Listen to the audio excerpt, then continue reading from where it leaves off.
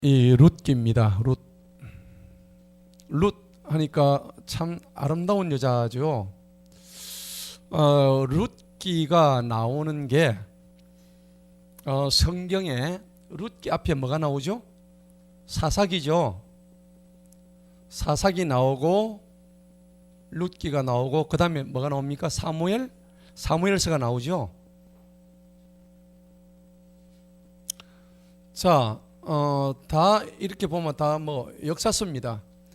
그런데 사사기하고 영적으로 어두웠던 시대, 이 사사기하고 사무엘서 요 때를 비교를 해본다면은 성경적으로 보자면 굉장히 메마른 때입니다. 또 영적으로 보자면 굉장히 어두웠던 때고. 그런데 룻기도 배경은 사사기 배경이에요. 사사시대입니다. 그런데도 불구하고 이 룻기는 성경학자들이 그렇게 얘기를 해요. 가장 아름다운 문학서다. 여러분들 룻기를 읽어보면 좀 그렇지 않은가요? 그렇죠. 문학으로 치면 마치 운율이 있고 또 그 다음에 아름다운 가락이 있고 그 다음에 아름다운 러브 스토리가 좀 있는 것 같고. 그렇죠. 룻과 누구죠? 보아스하고. 근데 이게 진짜 아름다운 러브 스토리예요. 이 메마른 사사기 보다가 뒤에 가면 사무엘 보다가 뭐 사울 나오고 그 다음에 다윗 나오고 이러는데 그 뭐 깡마른 남자들의 세계만 보다가 가운데 룻의 아름다운 얘기가 들어오니까 뭔가 아주 그냥 문학적인 표현이다가 참 좋은 것 같아요. 그래서 이 룻기가 쓰여진 것이 원래 추수감사절 때 하는데 지금도 유대인들은 이 추수감사절 때 룻기를 암송한다 그래요. 지금도 그래요. 관습이 그렇대요. 그만큼 문학적인 특징이 아주 뛰어난 게 룻기예요. 그리고 스토리 자체도 그렇게 길지도 않고 짧으면서도 그 룻기에는 다시 오실 이 땅에 오실 예수 그리스도를 예표하고 있거든요. 룻기에서. 그러니까 모든 이 함축적인 구원의 사실은 구속사, 인류를 구속하시려고 하는 하나님의 구속사가 이 룻기에 사실은 다 담겨져 있어요. 그래서 굉장히 이 아름다운 이 일종의 시입니다. 그래서 지금 유대인들이 오순절 축제 때 낭독하고 그리고 유대인들은 결혼식 할 때도 이 룻기를 낭독해요. 결혼식 할 때도. 굉장히 아름다운 그 서정적인 그런 시입니다. 그리고 여러분들 그 프랑스의 유명한 그 화가 밀레라고 아시잖아요. 밀레의 그림 중에서 여자들이 허리를 구부리고 뭐 죽는 거 보셨죠? 이삭죽기. 그 이삭죽기가 룻기입니다. 룻기. 이게 배경이 룻기를 룻의 이삭을 줍는 그걸 배경으로 만들어 놓은 거예요. 그래서 밀레가 이 룻기를 보고 그렇게 만들었다고 보시면 돼요. 아무튼 이 룻기는 다윗의 재위 기간 동안에 쓰여졌고 그 다음에 이제 이게 연도로 치면 한 BC 한 1000년 전후해서 이렇게 쓰여졌는데 지금으로부터 약 한 3000년 전에 3000년 전 맞죠? 2022년 한 3000년 조금 넘었네, 그죠? 한 3000년 전에 이렇게 쓰여졌다 보면 될 거예요. 여러분 성경에 보면은 성경의 이름 중에서 여자로 시작하는 성경이 뭐 있을까요? 물론 생각이 안 납니까? 에스더. 또 뭐가 있죠? 룻기. 두 개가 있어요. 에스더서, 룻기서. 이렇게 있죠. 그런데 이 룻이란 여자는 우리가 주목해서 보아야 될 게 있어요. 여러분 다말 아시죠? 다말. 그 다음에 라합 아시죠? 그 다음에 룻. 이 세 여자의 공통점이 뭐냐 그러니까 전부 이스라엘 여자들이 아닙니다. 전부 이방 여자예요.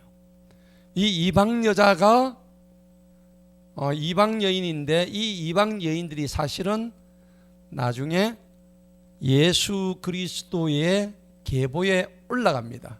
맞죠? 이 세 여자가 예수 그리스도의 계보에 올라가요. 그런데 이 룻이란 여자는 어느 나라 여자입니까? 모압이잖아요. 그죠? 모압. 이 모압 여자인데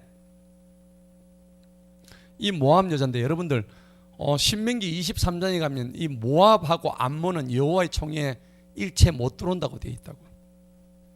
모압이라는 이 족속이 어디서부터 나왔냐면은 얘들이 저 조상이 누굴까요? 롯이 아니고 얘는 롯이죠. 아브라함의 조카. 롯이 이제 그 소돔과 고모라를 멸망시키고 그렇게 해가지고 이제 구출되고 자기 아내는 뒤를 돌아봄으로써 소금 기둥이 됐잖아요. 이 롯의 아내가. 그래가지고 이제 구출되어 나왔는데 자기 딸들 두 딸이 있었죠. 두 딸들이 자기 아버지를 역강간해 버렸어. 성폭행을 내었다고. 뭘 먹이가지고? 술을 먹이가지고 술. 이 술이 안 돼. 하여튼 노아도 뭐 술 먹고 빤소 다 벗었잖아요. 맞지요? 노아 빤소 벗었어요? 안 벗었어요? 벗었잖아요. 그냥 홀라당하면서 실오라기 안 걸치고. 근데 뭐가 원수라고? 요놈의 술이 항상 원수예요. 술만 들어가면 요렇다니까.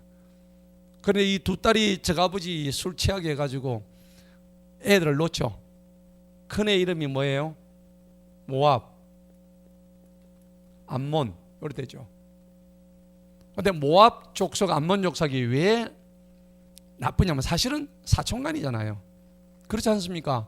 아브라함이 조카면은 다 오촌 뭐 아주 가까워요. 그런데 얘들은 야곱 족속하고 이스라엘 족속하고는 완전히 반대가 됩니다. 나중에 야곱이 애굽에 들어가서 400년 동안에 종살이를 하고 마치가지고 가나안으로 막 들어가는 여정이 이제 광야로 들어가는 여정에서 모압의 땅을 지나가려고 해요. 그때는 모압이 엄청 커졌거든요. 모압이 강성할 때예요. 이스라엘 백성들은 애굽에서 종살이 해가지고 비실비실하고 있을 때예요. 그래 가나안으로 들어가려고 그러는데 모압의 땅을 들어가려고 했는데 얘들이 통과하게 했어요? 못 하겠어요? 통과 못 하게 했죠? 그랬단 말이에요. 사실은 형제가 나요. 형제가 아주 질이 나빠. 모압, 암몬 얘들이. 여러분들 아시다시피 이게 요단강이고 사해고 이렇게 되죠. 이게 요단강이에요. 요게 사해. 이제 이쪽이 이제 그 남유다, 위에 이스라엘, 북이스라엘 이렇게 돼 있죠. 이쪽은 지중해고, 그죠? 지중해. 그럼 여기가 모압이에요. 모압. 요 위에가 암몬. 요 밑에가 에돔이에요. 에돔. 에서의 후예들. 에돔, 모압, 암몬. 요 위에 이제 아람이 있었죠. 시리아가 있었는데 어찌됐든 사해 근처의 베들레헴 여기에 살던 엘리멜렉 일가가, 나오미 일가가 흉년이 들자마자 어디로 왔다고요? 사해를 거쳐서 모압 땅에 여기에 들어온 거예요. 지금 지도로 보니까 좀 이해가 되시죠? 우리가 항상 지도를 잘 생각해야 돼. 이제 여기서 딱 보니까는 이 유대 북이스라엘 요거는 이제 하기 전이니까 사사시대니까 요거는 분열 왕국이죠. 전체 이스라엘이죠. 그런데 이 베들레헴이라는 지명이 나온 게 좀 여러분들 의미심장하지 않나요? 베들레헴에서 누가 나왔어요? 예수님이 나왔단 말이에요. 그러니까 이렇게 지명에서 지금 암시하는 바가 커요. 룻기에서는 베들레헴에 살고 있던 엘리멜렉과 그 다음에 룻과 기럯과 말론 이 네 사람이 나오미하고 네 사람이 여기에 뭐가 들었어요? 흉년이 들었잖아요. 여러분, 하나님의 땅에 살던, 약속의 땅에 살던 하나님의 백성이 흉년 들었다고 어디로 들어갔다고요? 모압으로 들어갔어. 가면 돼요, 안 돼요? 안 되죠. 흉년 좀 들었다고. 단추부터 지금 첫 단추가 잘못 끼워지는 거예요. 그러니까 나중에 이제 징계를 받죠. 가자마자 어떤 사건이 일어나요? 남자가 씨가 말라요. 하나님이 남자 다 죽여버리죠. 자기 남편 누구 죽어요? 엘리멜렉 죽고, 아들 또 뭐예요? 기럨, 말론과 기럨. 엘리멜렉 죽고 남편 죽고 아들 둘이가 다 죽어요. 여기서 우리 생각 한번 해보세요. 우리 옛말에 그런 말 있잖아요. 집안에 누구 하나 나면 줄초상 난다는 거. 딱 이 꼴이에요. 그죠? 남자 씨가 마르는 거예요. 이때만 하더라도 모계 사이가 부계 사이죠. 그렇잖아요. 그죠? 여자는 성도 가질 수가 없었어. 여자는 인구수에 포함이 안 됐어요. 이 당시만 하더라도. 그죠? 이런 시대라.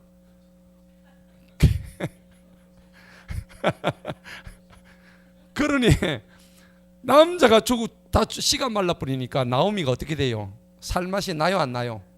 안 납니다. 그런데 여기 가지고 흉년이 들었으면 가서 곡식이나 좀 구해가지고 그냥 왔으면 됐어. 왔으면 됐는데 여기서 몇 년간 눌러 앉아봤어요. 10년 눌러 앉았다. 그거 해놨잖아요.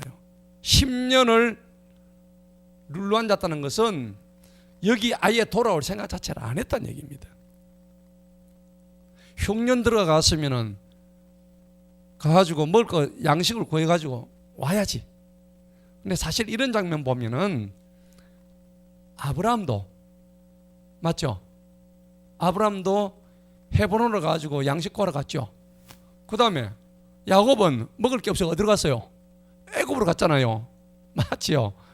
야곱도 먹을 게 없어 흉년이 들어가지고 애굽으로 갔다고.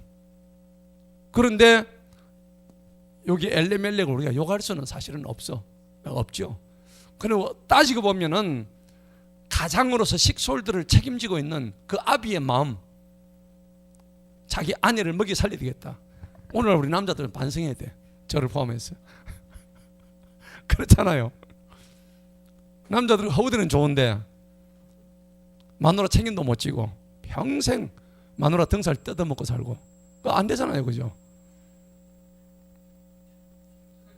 제 아내가 저를 쳐다보네요. 그때 엘리멜렉은 책임감이 있었잖아요. 흉년이 드니까는 어쨌든 먹이 살리려고 모압에 가가지고 저기를 했단 말이에요. 그런데 여기 가가지고 이 말론과 기럨이 여자고 결혼을 했는데 누구하고 할까요? 이스라엘 여자고 합니까? 아니죠. 현지에 살고 있는 모압 여자하고 결혼을 한 거예요. 말론은 오르바하고 결혼하고 맞죠? 기럨은 룻하고 결혼을 했죠. 그런데 나중에 말론하고 기럨이 죽어버립니다. 이유가 없어. 지금 이거 왜 죽었는지 이유도 안 나와. 아까 얘기했잖아요. 줄초상. 가세가 기울려면 줄초상 나게 돼 있는 거예요. 그런데 우리가 성경적으로 보자면은 이건 하나님의 터치하심. 왜? 여기서 배고프다고 그걸 못 참아가지고 여기까지 온 약속의 땅을 저버렸던 하나님의 백성, 왜 하나님은 모압에 못 가게 했을까요? 모압 땅에 못 가게 한 이유가 있죠. 모압 땅은 우상 숭배의 땅이었습니다. 이 모압이 섬기던 신이 금오소 신이었어요. 금오소 신.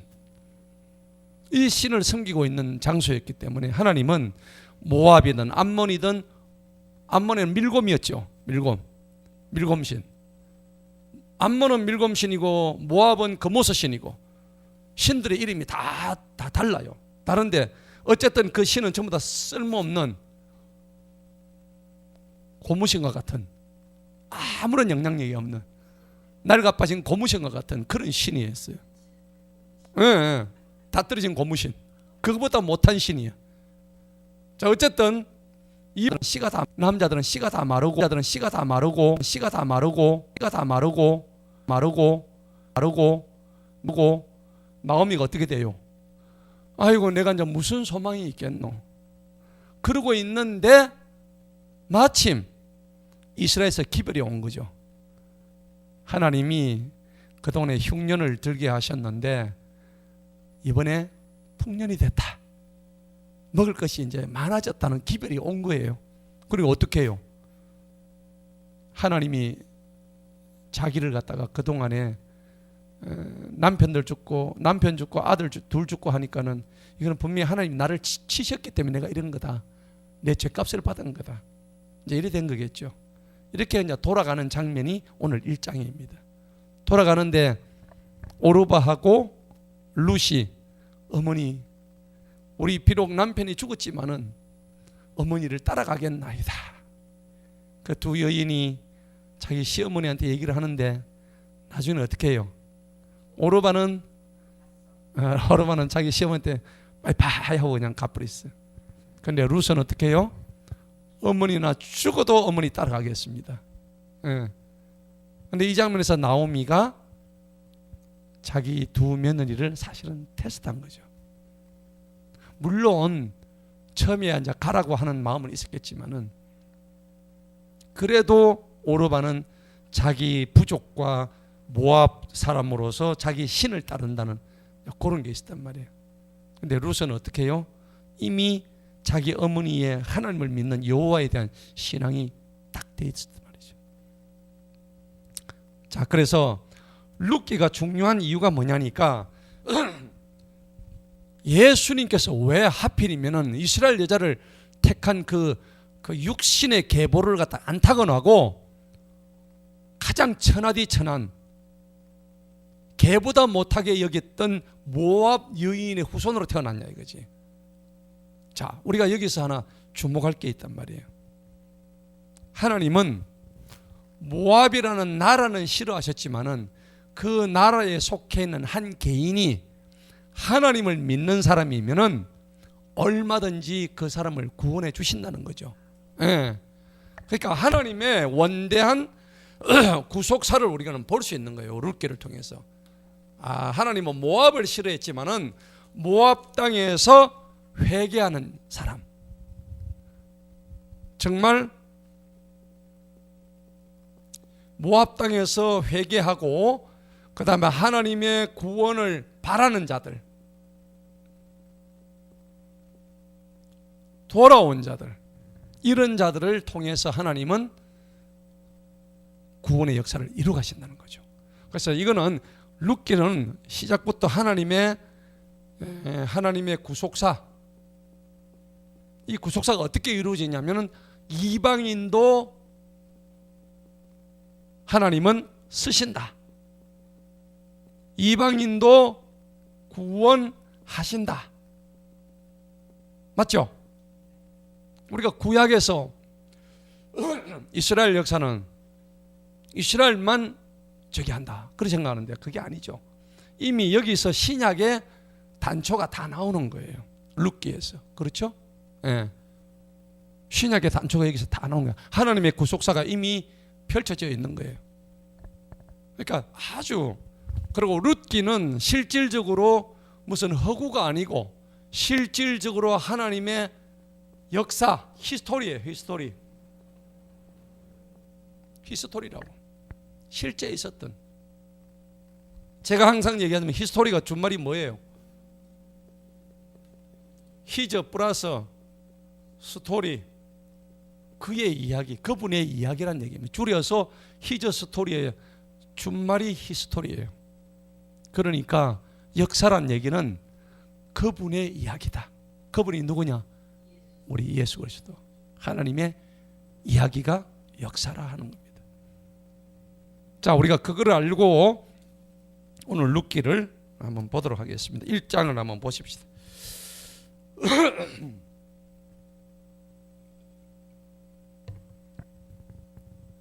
1절에 이제 재판관들이 다스리던 때에, 재판관들은 사사죠. 사사 시대를 의미한 배경을 먼저 설명하고 있습니다. 참 성경은요 아주 논리적이에요. 하나님의 영으로 쓰여진 이 글이 너무너무 논리 정확하고, 그리고 결말이 너무나 분명하면서도, 그리고 특별히 미사여구 쓰지 않았는데도 불구하고 우리의 심금을 울려주는 진짜 기똥찬 책이 성경입니다. 그래서 여러분들 하버드 대학 가면 로마서가 논리학 교재로, 하버드 대학교 학생들이 쓰는 논리학 1호 교재가 로마서예요. 그럴 정도로 대단한 책이 성경이라는 얘기입니다.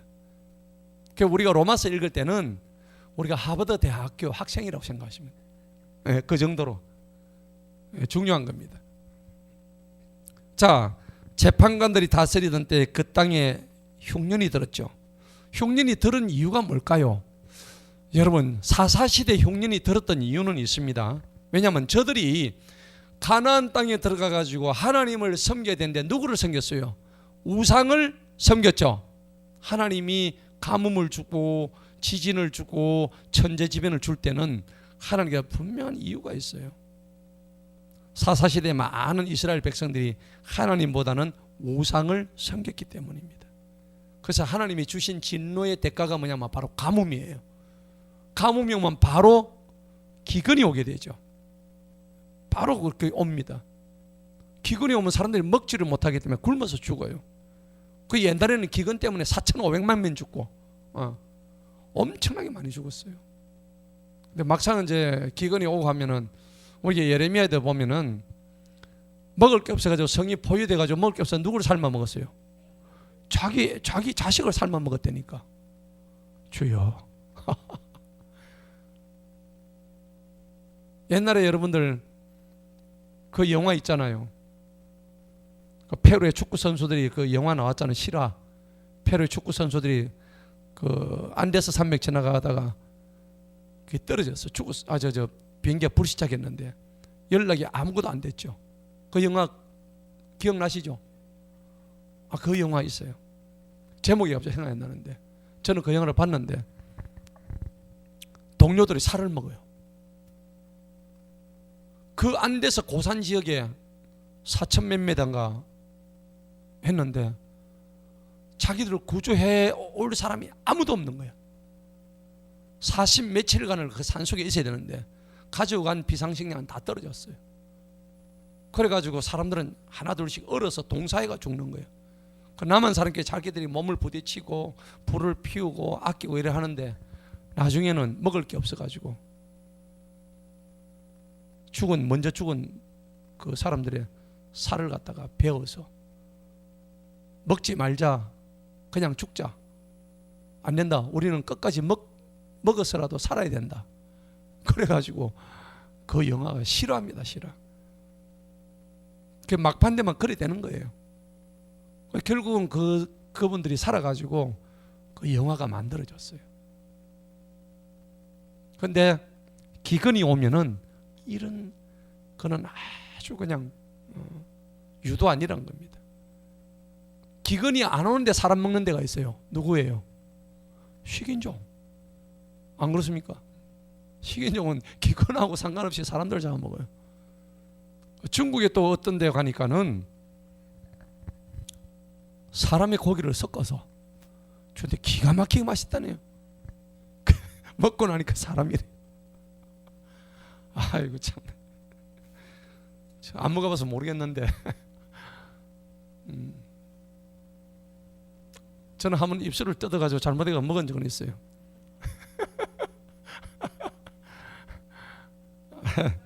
예? 모르고 먹었죠. 맛은 없어요. 근데 기근이 이제 왔다는 것은 하나님의 심판이 왔다는 거예요. 1절 봅시다. 베들레헴 유다의 어떤 사람이 자기 아내와 두 아들을 얻어 모압의 땅에 기거하러 갔는데, 이스라엘 사람이 모압 땅에 왜 가요? 그죠? 그 사람의 이름은 엘리멜렉이요, 그의 아내 이름은 나오미요, 그의 아들들의 이름은 말론과 기론이니 베들레헴 유다의 에브라 사람이라. 그들이 모압의 땅으로 들어와서 거기서 머물렀더니, 어쨌든 모압 땅에서 이스라엘 사람들을 받아줬다는 얘기죠. 사실은 뭐 바로 옆이니까, 옆 동네니까요. 옆 동네이기 때문에 서로 뭐 이렇게 아주 대적했다기보다도 서로의 경계를 지키면서 서로 왔다 갔다 했겠죠. 뭐 무역도 했을 거고. 자, 이 나오미의 남편 엘리멜렉이 죽고 그녀와 그 두 아들이 남았는데, 그들이 모압의 여자들을 아내로 삼았어요. 하나의 이름은 오르바요, 다른 하나의 이름은 루시드라. 그들이 거기서 약 10년을 거하였더라. 가가지고 곡식만 해가지고 바로 와야 되는데 10년을 있었다는 건 안주했다는 얘기입니다. 그러니까 우리가 신앙생활 할 때도요, 이와 같이 안주하기 쉽다는 겁니다. 아버지 하나님, 나 여기가 좋사오니 여기가 좋사오니 그냥 나 여기서 살래요. 그러니까 애굽 땅에 400년 살다 보니까 광야 생활을 하면서 애굽이 절로 생각나는 거예요. 그 사람은 그렇게 안 되겠어요. 누구든 그래야 될 것 같아요. 안 그렇습니까? 애굽 땅에서는 종살이 해도 기름진 고기도 먹고, 부추도 먹고 마늘도 먹고 그렇게 했는데, 광야에 오니까 맨날 뭐 만나밖에 없어. 굶어 죽지는 않은데 이게 정말 신물이 날 정도예요. 불평불만이 막 짜다리 오는 거죠. 사람은 이렇게 안주하려고 하는 그런 습성이 있습니다. 자, 결국은 하나님은 이 남편이 죽고 또 10년을 살았는데도 불구하고 5절에 보니까는 말론과 기론 두 사람이 다 죽고 그 여자는 그녀의 두 아들과 그녀의 남편 뒤에 남았더라. 이 세상에서 가장 처량한 여자가 누가 됐어요? 나오미가 됐죠. 남편 죽고 아들 둘이 다 죽어버렸어요. 아무런 의지할 데가 없는 거예요. 자, 6절 봅시다. 그때 그녀가 두 며느리와 함께 일어나서 모압의 지방으로 돌아오려고 했습니다. 이유가 뭘까요? 이는 주님께서 어떻게 그분의 백성을 찾아오셔서 그들에게 빵을 주셨다 함을 그녀가 모압의 지방에서 들었기 때문이다. 모압에서 이스라엘의 하나님께서 가뭄이 끝나고 기근이 끝났다는 소식을 기별을 들은 거예요. 그러니까 남편 죽고 아들 둘 죽었으니까 이제 내가 여기 더 이상 있을 이유가 없다. 그래서 난 내가 살던 내 조국 이스라엘로 돌아가려 한다. 그랬죠. 자, 우리가 이런 장면 보면은 우리한테 좀 신앙생활 하는 데서 참 교훈이 될 말인데, 우리가 조금 어렵고 힘든 일이 온다고 할지라도 하나님의 언약을 떠나서는 안 된다는 것을 좀 교훈 삼아야 될 거예요. 그죠? 참아내야 된다는 거죠. 7절에 보니까 이러므로 그녀가 자기가 있던 곳에 그녀의 두 며느리와 함께 떠나 유다의 땅으로 돌아가려고 길을 갈 때에, 가려고 하는데 이 두 며느리를 이제 데려가는 거죠. 그런데 왜 나오미가 두 며느리를 데려가려고 했을까요? 처음에 데려가려고 했죠. 그때는 남편한테 시집 가면은 그 집 귀신이 되는 거예요. 맞죠? 그러니까는 얘들은 남편이 죽었기 때문에 돌아가도, 모압 땅에 돌아가도 어쩔 수가 없는 거예요. 그래서 이 당시에 이제 어떤 제도가 있냐니까 계대 결혼이라고 있어요. 계대 결혼. 이거는 유대의 풍습입니다.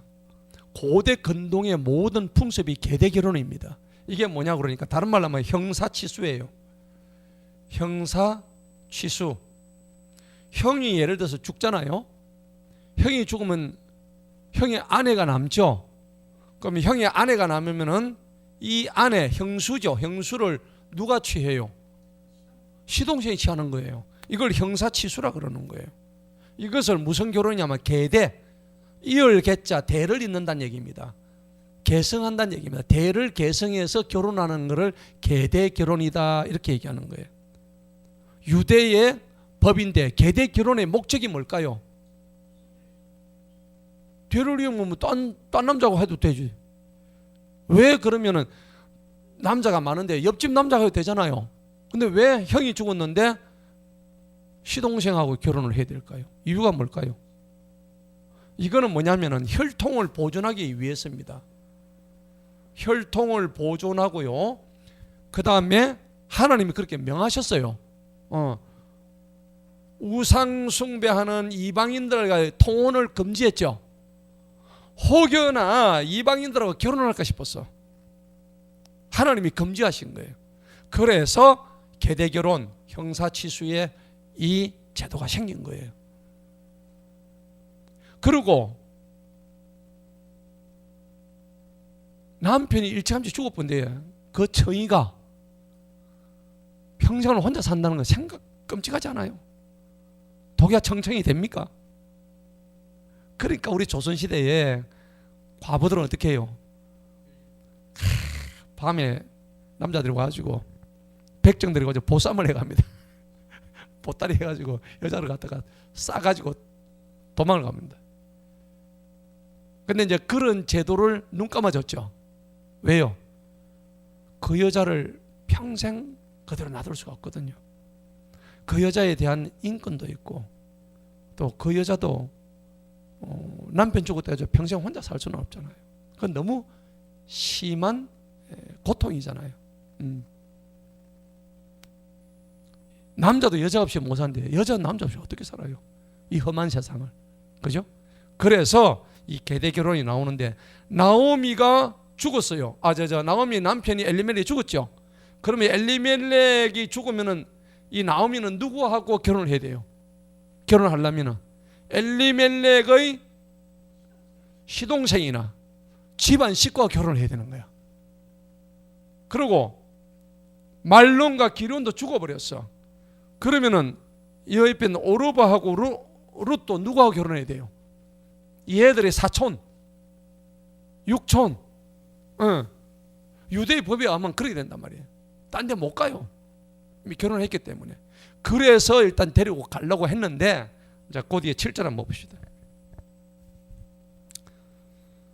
8절에 보니까는 나오미가 그녀의 두 며느리한테 말을 합니다. 데려가려 하는 순간 너희는 각자 너희 어머니 집으로 돌아가라. 너희가 죽은 자들과 나를 선대한 것 같이 주님께서 너희를 선대하기 원하노라. 살아있는 동안 너희들이 내 다 잘해주지 않았느냐. 고맙다 며느리들아, 정말 고맙다. 그런데 너희들이 지금 가봤자 뭐 하겠느냐. 너희는 어차피 이방 여자 아니냐. 그러니까 너 동네 가가지고 너 집에 가든지 친정에 가가지고 너 알아서 잘 살아라. 자, 그렇게 얘기한 거예요. 아마 두 가지 마음이었을 거예요. 인간적으로 자기가 그렇게 할 수 있는 얘들에 데리고 가가지고 일평생을 그렇게 살아야 되는 모습을 보기도 좀 마음이 아팠을 거고, 또 한편으로는 이렇게 함으로 인해 가지고 자기들이 의사를 먹고 싶은 속마음을 먹고 싶었던 뜻도 있었을 거예요. 안 그렇겠습니까? 나중에 후회하면 어떻게 하려고, 그죠? 내가 억지로 데리고, 어머니가 그때 나 억지로 데리고 간 거 아니냐. 그걸 회피하기 위한 어떤 그런 마음도 아마 있었을 거예요. 두 가지 어떤 그 마음이 교차를 하고 있었을 건데, 9절에 봅시다. 주님께서 너희 각자가 자기 남편의 집에서 쉼을 얻게 하시기를 원하노라 하고 그녀가 며느리들에게 입을 맞추니 그들이 소리 높여 울었더라. 이제 돌아가란 말이죠. 자, 우리가 이제 여기서 보면은 나오미와 룻의 삶 자체가 뭘 얻으려고 왔다가 돌아가는 상황에서 보면은요, 사실은 텅 빈 삶이에요. 맞아요, 안 맞아요? 아무것도 손에 쥔 게 있어요, 없어요? 나오미 입장에서 아무것도 없습니다. 나오미하고 룻은 지금 텅 빈 상태입니다. 텅 비었어요. 뭘 가지러 나왔다가 남자들 씨를 다 말려버리고. 그런데 이 룻기의 구조를 보면은 나중에 어떻게 되냐니까 하나님의 임재가 들어오고 저들이 하나님의 복을 받아가지고 여호와의 신앙을 끝까지 지켰기 때문에 나중에 누구를 만나요? 보아스를 만나죠. 보아스를 만나가지고 텅 빔이 어떻게 돼요? 완전히 다 채워집니다. 나중에는 채워짐의 역사가 일어납니다. 그래서 이 룻기는 갈 때 텅 비었다가 올 때는 다시 채워지는 이런 역사. 그러니까 하나님이 역사하시면은 구원의 역사가 나타날 때는 이러한 텅 비었다가 채워짐의 역사가 일어난다는 것을 우리가 알 수가 있는 거예요. 예.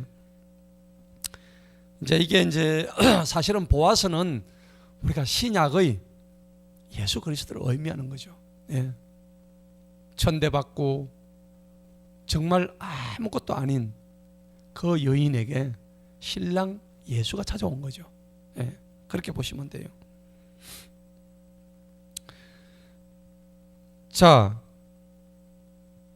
그러면서 그들이 나오미에게 말하고 우리는 참으로 어머니와 함께 당신의 백성에게로 돌아가리다 하나.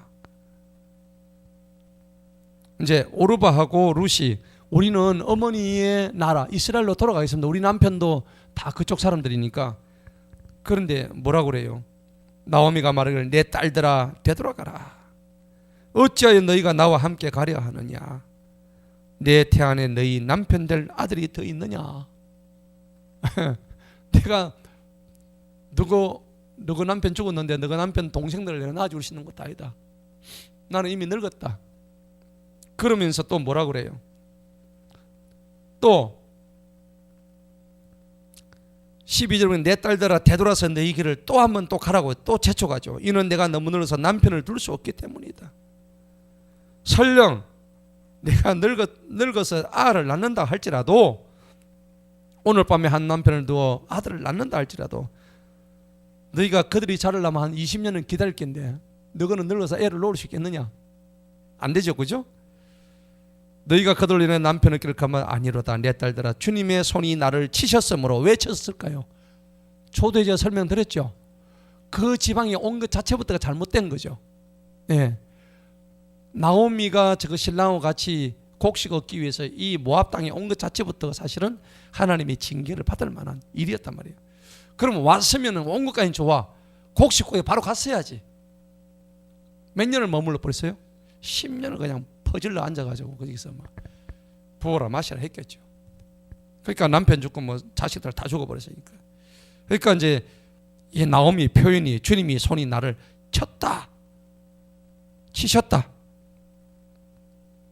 잘못된 선택을 했고 또 여기까지 와가지고 그렇게 결혼을 금지시킨 모함 여자를 갖다가 며느리로 둔 것 자체가 지금 생각해 보니까 나오미 입장에서는 그게 괴로운 거예요.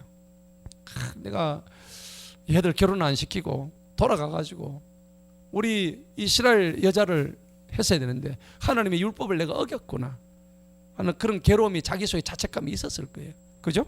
예. 뭐 어차피 먹고 살기 위해서 이방 땅에 이주한 것인데도 그 마음을 이제 우리가 볼 수 있습니다.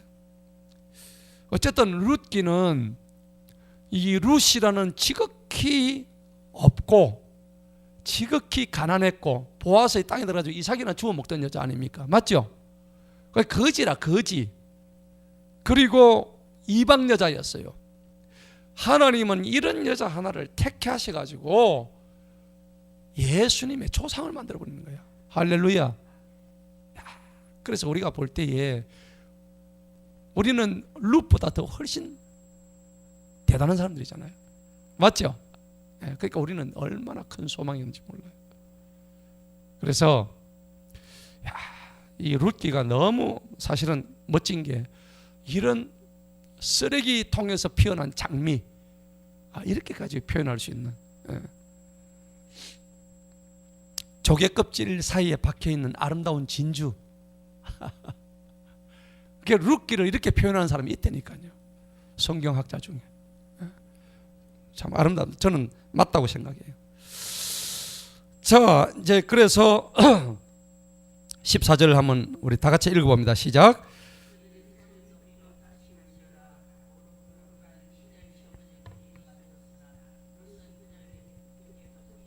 그렇죠. 소리 높여 웃는 것까지 좋았는데 여기서 이제 찐과 가짜가 구분이 됩니다. 그래서 오르바는 그녀의 시어머니에게 입 맞췄다는 것은 옛날에 고대 건너에서는 빠이빠이 할 때 입을 맞춥니다. 예. 우리도 오늘 헤어질 때 입을 맞춰볼까요? 입을 맞추면 빠이빠이 되는 겁니다. 그리고 그녀에게 룻은 그녀에게 굳게 붙었습니다. 자, 우리가 이런 장면 보면은 룻과 오르바의 차이가 뭐냐 그러니까 이삭과 이스마엘, 그죠? 야곱과 에서, 우리 이 차이를 갖다가 우리가 비교를 해볼 수 있을 것 같아요. 그러니까 찐이냐 아니냐 요 차이입니다. 근데 어쩌면은 이렇게 말하는 동안에 나오미는 두 며느리를 어떻게 했을까요? 테스트 해보는 마음이 있었을 거예요, 분명히.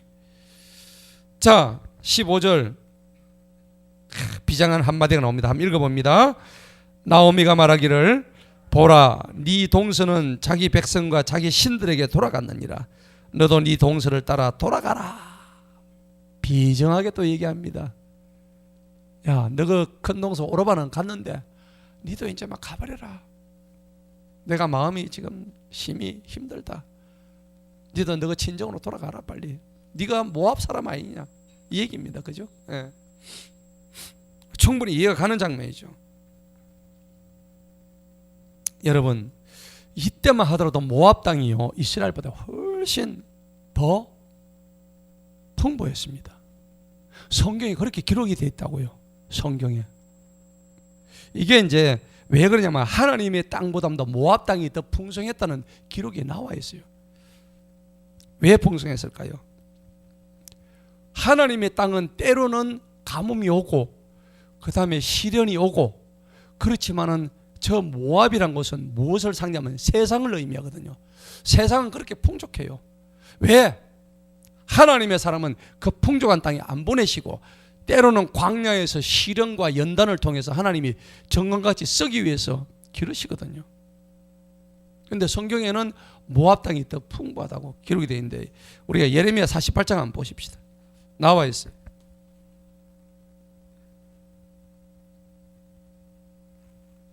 결국은 뭐 멸망하겠지만은 예레미야 48장 11절을 한번 봅시다. 예레미야 48장 11절을 보니까는 모압은 어릴 때부터 뭐 했다고요? 평안하였다고 되어 있어요. 자기 술 찌꺼기 위에 자리 잡았으며 그릇에서 그릇으로 비워지지 않았답니다. 그릇이 비워지지 않을 정도로 풍성했다는 얘기입니다. 모압이. 이런 땅이었어요. 사로잡혀 가지도 아니하였으므로 그의 맛이 그 안에 남아 그의 냄새도 변하지 않았더라. 그런데 12절 보세요. 주가 말하고 그러므로 보라, 그 날들이 오나니 내가 그에게 방황하는 자들을 그쪽에 보낸답니다. 풍성한 쪽에 보내신답니다. 이게요, 흥청망청 놀고 있는 세상을 의미하는 거예요. 예. 근데 결국은 나중에 어떻게 돼요? 13절에 보세요. 이스라엘 집이 그들이 신뢰하는 배들로 인하여 부끄러워한 것 같이 모압이 그들의 신이 이름이 누구죠? 금오소로 되어 있죠. 금오소로 인해서 부끄러워하게 될 것이다. 하나님을 믿지 않고 금오소 신을 믿으니까 저들이 부끄러움을 당한다 이 말입니다. 16절 보세요. 모압의 재앙이 가까이 이르렀고 그의 고난이 급히 서두르는도다. 25절 한번 읽어봅니다. 시작. 주가 말하노라, 모압의 뿔이 잘렸고 그의 팔이 부러졌도다. 그래서 29절에 보면 우리가 모압의 교만을 들었다고 얘기하는 거예요. 그래서 우리가 모압의 교만을 늘 강조하잖아요. 오늘 이런 장면들이에요. 그러니까 그 모압으로 니도 돌아가라. 지금 나오미가 룻한테 그렇게 얘기를 하는 거예요. 근데 대반전이 나오죠. 이 16절과 17절은 기가 막힌 구절이죠. 16절 우리 한번 읽어봅시다. 시작. 룻이 말하기를 나로 하여금 어머니를 떠나거나 어머니를 따르는 데서 떠나 돌아가라고 강건하지 마소서. 어머니가 가시는 곳에 나도 가겠고 어머니가 유숙하시는 곳에서 나도 유숙하겠나이다. 어머니 백성이 나의 백성이 되고 어머니 하나님이 나의 하나님이 되시리다. 아멘. 대단하죠. 어떤 며느리들은 어머니 가시는 곳은 난 죽어도 가지 않겠습니다.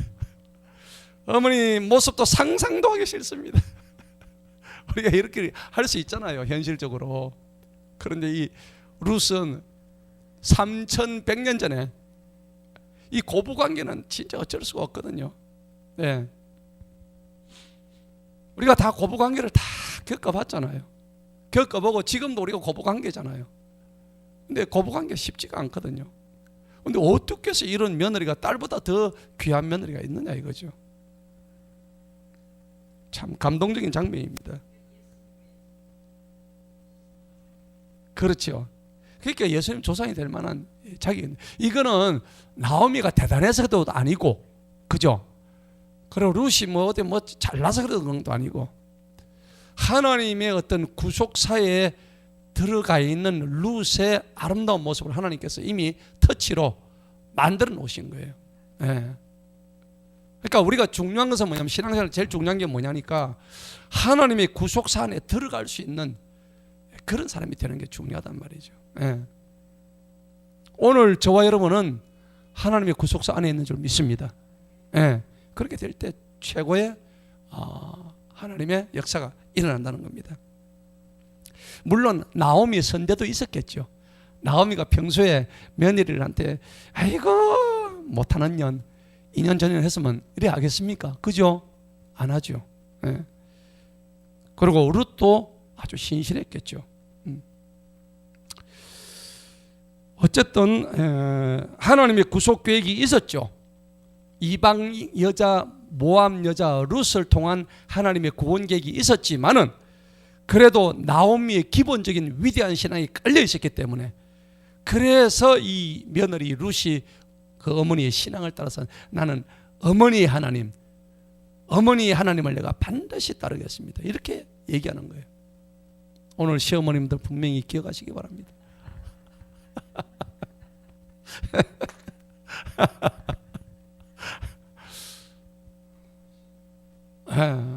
사위의 장모님도 기억하시기 바랍니다.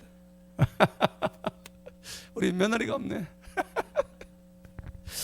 자, 심지어는 17절처럼 얘기합니다. 다 같이 읽어봅니다. 시작. 어머니가 죽으시는 곳에서 나도 죽고 거기서 장사되리이다. 와, 대단하죠. 만일 죽음이 어머니와 나를 갈라놓는 것이 아니라면 주님께서 내게 벌을 내리시고 더 내시를 원하나이다. 와, 여기서 룻의 뭐가 나오면 결단이 나온 거예요. 결단. 사람은요 이런 결단이 필요한 거예요. 할렐루야. 늘 머뭇거리고 이거 재보고 저거 재보고 어느 세월에 결단하느냐 이거죠. 우리 오늘날 지금 신앙을 가지고 있는 우리들의 모습을 이 룻의 결단에 비추어 봐야 돼요. 근데 어떻게 해요? 막 계산하고 머리에 주판 튕기고요. 예. 하나님 안 좋아하셔요. 하나님, 내가 이 몸을 드리겠나이다. 내 몸을 이삭과 같이 번제로 드리겠나이다. 확실히 딱 해버리면 그때 모든 책임은 누가 주셔요? 하나님 주시는 거예요.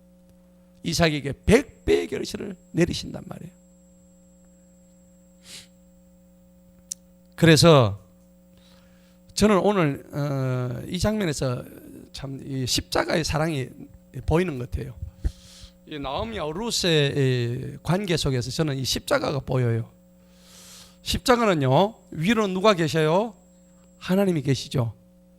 두 팔을 이렇게 벌렸단 말이에요. 여기는 누가 있냐면 사람이 있어요. 여기도 사람이 있고 여기도 사람이 있어요. 위로는 하나님이 계셔요. 십자가가 왜 십자가냐면은 십자가 영어로 크로스잖아요. 크로스 된단 말이에요. 이게 다 이렇게 크로스가 되는 거예요. 그러면 여기서 뭐가 나오냐니까 하나님의 사랑이 나오는 거예요. 그러니까 이 사랑이 두 가지가 있어요. 첫째는 수직적인 사랑. 누구의 사랑이죠? 하나님과의 사랑. 그 다음에 또 무슨 사랑? 수평적 사랑이에요. 이거는 사람과의 사랑입니다. 나오미가 잘한 게 뭐냐니까는 첫째는요 수직적으로 하나님한테 사랑을 너무 헌신했어요. 룻이 볼 때 우리 시어머니는 내가 아무리 봐도 하나님을 너무 공경하는 분이야. 예. 그런데 그것만 잘하는 게 아니더라 이거지. 우리 며느리한테 너무너무 잘해주더라. 수평적인 사랑까지 다 이 룻이 뼈저리게 느낀 거예요. 오죽하면 며느리가 내가 어머니가 가는 곳에 내가 따라가 죽고 어머니가 믿는 하나님 나는 금오서 신을 섬기다가 어머니가 믿는 여호와 하나님을 내가 죽어도 난 섬기겠습니다. 이런 말이 나올 수 있을까요? 이미 나오미가 위대한 신앙인이었다는 것을 우리가 알 수가 있는 거예요. 예. 그리고 룻은요, 어찌 보면은 그 십계명에서의 효를 실천했던 위대한 여자였어요. 예. 십계명에 보면은 우리 네 부모를 공경하라. 예. 그 이스라엘의 율법을 이미 알고 있었던 거예요. 룻은 대단한 여자죠. 그게 참 생각해 보면요, 우리가 나오미하고 룻이 만난 것이 사실 우연이잖아요, 그죠? 그러니까 여러분 이렇게 생각하세요. 세상에 우연은 없습니다. 인간의 우연은요 뭐와 똑같냐면은 하나님의 필연. 우연과 반대말이 필연이잖아요. 우연은 우연히 된 건데 필연은 뭐예요? 반드시 그렇게 되게 돼 있단 말이에요. 사람 입장에서 보면은 나오미와 룻이 만난 것이 우연히 만난 것처럼 보이지만은 하나님 입장에서 우연이 아니고 뭐라고요? 필연적인 만남이었다. 이게 뭐냐니까 하나님의 계획하심, 그 다음에 하나님의 섭니다 하는 겁니다. 오늘 저와 여러분이 만난 거 우연한 만남이죠. 근데 오늘 권사님과 제가 만난 것은 우연이 아닌 거예요. 우리 만남은 우연이 아니야. 그것은 하나님의 필연이야. 이래야 되는 거예요. 맞죠? 인간의 우연은 하나님의 필연이다 하는 것을 꼭 기억하시기 바랍니다. 우연은 없습니다. 하나님 안에서 우연이라는 법칙은 없습니다. 우리가 우연으로 생각할 뿐이지 오늘 저와 여러분과 1대1로 만난 이 우연 절대 우연은 하나님께서 이미 창세전부터 계획하시고 전사님 아닙니까? 전사님 저하고 만난 게 창세전부터 이미 하나님의 계획하시면 다 있는 거예요. 그렇죠? 너무 감사하죠. 자, 그래서 배후에 하나님의 개입이 되어 있다. 그래서 우리가 이제 이거를 다른 말로 하면은 이거를 하나님의 절대 주권이다. 이걸 우리가 부정할 수가 없는 하나님의 절대 주권입니다. 이거는 부부가 만난 것도요 우연처럼 생각하죠. 우연 아닙니다. 제가 수강교 다닐 때 우리 집 사람이 뭐 하려고 수강교회 그 하필이면 12월 25일 날 와가지고 제 눈에 딱 띄어가지고 제가 박지급 붙잖아요. 교회 안 다닐 때 왔죠. 친구 따라가지고 뭐 이사벨 당기니까 점수는 얻어야 되겠고 그래가지고 뭐 친구가 수학교회 나가니까 따라와가지고 12월 25일 선물 돌리기 하는데 나는 내가 생각하고 있는 사람은 전혀 딴 사람인데 이 여인이 나타나가지고 모함 여인이 나타나. 이스라엘 여인들이 많은데 모함 여인이 갑자기 나타나가지고 이사벨 여고 2학년 때 그래가지고 바로 내가 찍어붙죠. 어쨌든 하나님의 절대 주권 앞에서는 우리가 깜짝 놀라는 거예요. 그때 제 눈에는 아주 이뻤습니다. 아주 이뻤습니다. 자, 이렇게 얘기하는 거 18절 봅시다. 나오미가 그녀가 자기와 함께 가려고 마음을 굳힌 것을 보고 그녀에게 말하기를 거치니라. 야, 나오미도 대단하죠. 이런 말까지 하니까 어떻게 해요? 그래서 쟤는 내 도저히 꺾을 수가 없구나. 근데 속으로는 이제 뭐라 생각해요? 야, 내가 테스트인데 쟤는 내 테스트에 제대로 통과했구나. 이렇게 생각했을 거 아니에요, 그죠? 나오미도 대단한 여자예요, 그죠? 이 정도 되니까 뭐 자기도 이제 그냥 가는 길이 쓸쓸하지도 않고 자기도 신앙이 있기 때문에 이거는 주님한테 맡기자. 내가 가라 했는데도 굳이 내 따라오겠다니 이건 주님의 소관이다. 아마 나오미는 그렇게 생각을 했을 거예요. 19절에 이제 가니까는 이에 그들이 둘이 가지고 이제 다시 이제 유다 땅에 들어옵니다. 베들레헴에 이르렀더니 그들이 베들레헴에 이르니 온 성읍이 그들로 인하여 술렁이며 말하기를, 아니 10년 전에 떠났던 나오미가, 아니 이 여자가 지금 어찌 된 거야? 행색을 보니까 지금 완전히 그냥 거지상으로 왔는데 이거 어찌 된 거야? 저 여자는 또 누구야? 아니 갔던 엘리멜렉하고 말론과 기르는 어디 갔어? 난리가 났겠죠. 동네 사람들이 또 입이 얼마나 빠릅니까?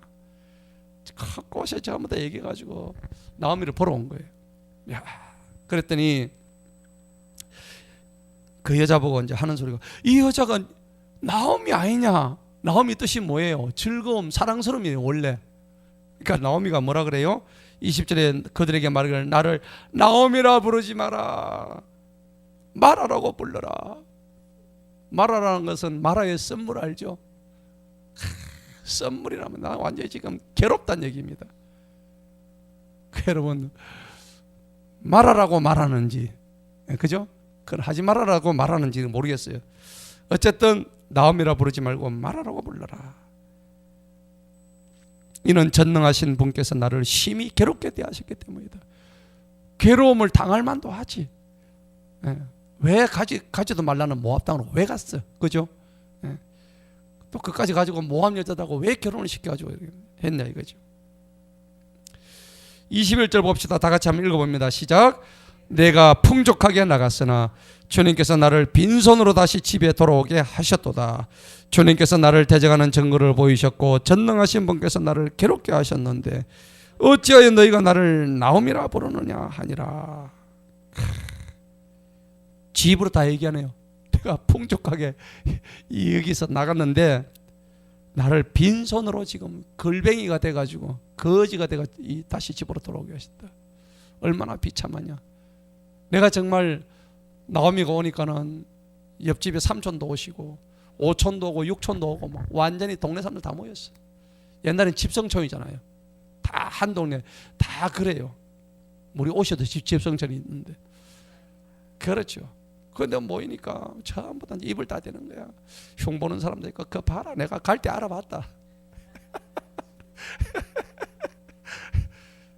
아니 지금 이거 나오미가 이런 말 할 때 환영해 주는 사람이 많았을까요? 비웃는 사람 많았을까요? 비웃는 사람이 훨씬 많죠. 그러니까 너무 괴로운 거야 나오미가 지금. 제발 좀 나오미라 하지 마라, 나는 마라라 불러달라. 이 얘기예요.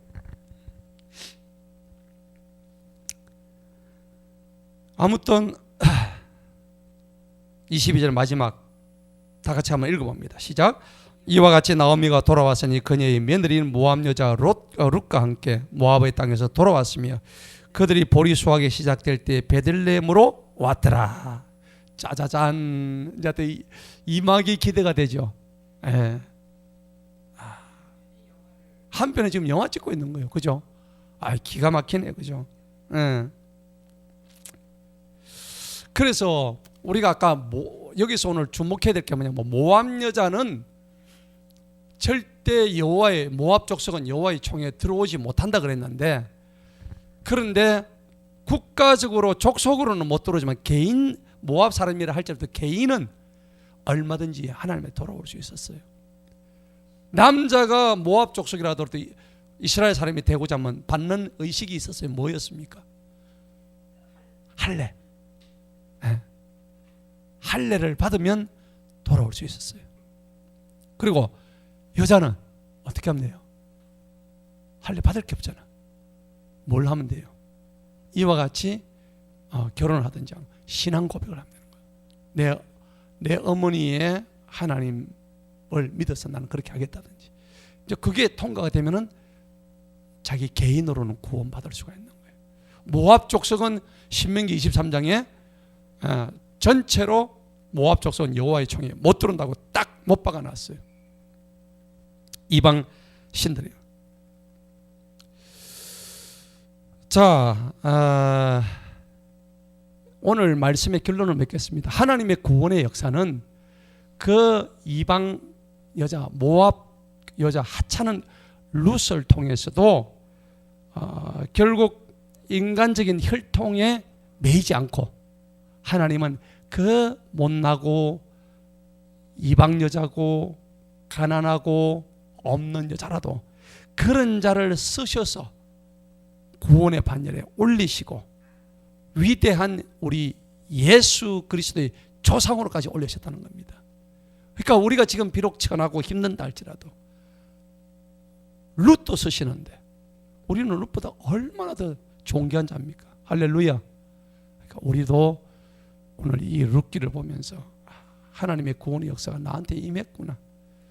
하나님 감사합니다.